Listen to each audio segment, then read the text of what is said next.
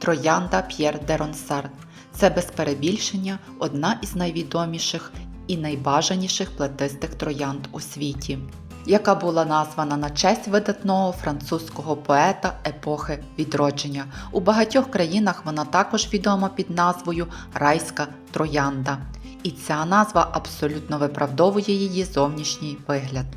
А у 2006 році цей сорт отримав найвищий титул світу троянд.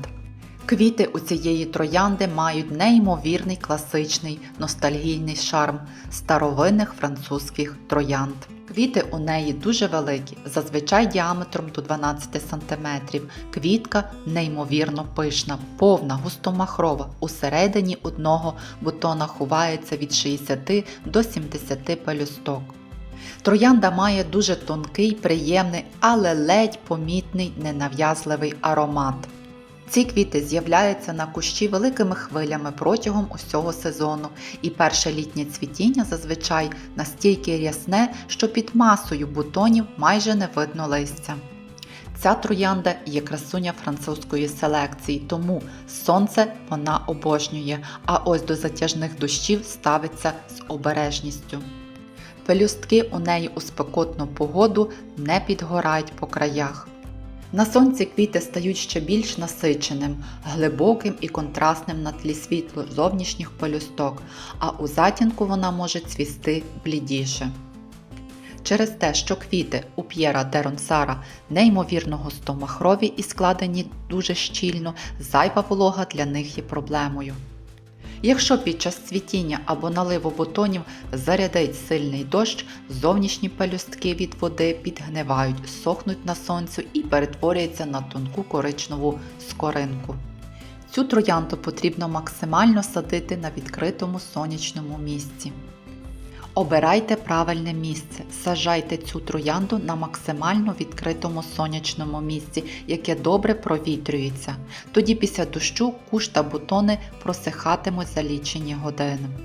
Ця троянда цвіте хвилями протягом усього сезону, починаючи із кінця травня або початок червня і до самих осінніх заморозків. Перша хвиля цвітіння відбувається кінець травня, початок червня і найпотужніша, найдовша та найрясніша. Кущ буквально вибухає цвітінням, окрема квітка на сонці тримається дуже довго – від 7 до 14 днів, розпускаючись повільно та поступово, і перша хвиля зазвичай триває близько місяця. Період спокою – це липень місяць, і після першої хвилі настає невелика пауза, і під час якої кущ нарощує нові пагони. У цей час квіти з'являються, але поодиноко. А друга хвиля цвітіння – це є серпень-вересень.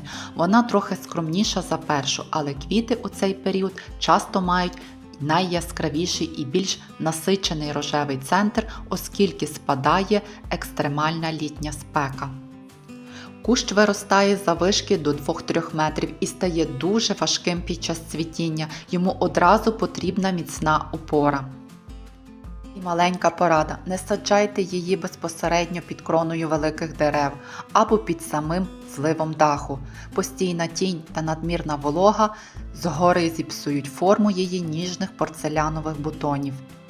У цьому сорті селекціонери зробили головну ставку на неймовірну візуальну красу, форму старовинної чаші, акварельні переливи кольору та фантастично рясне цвітіння.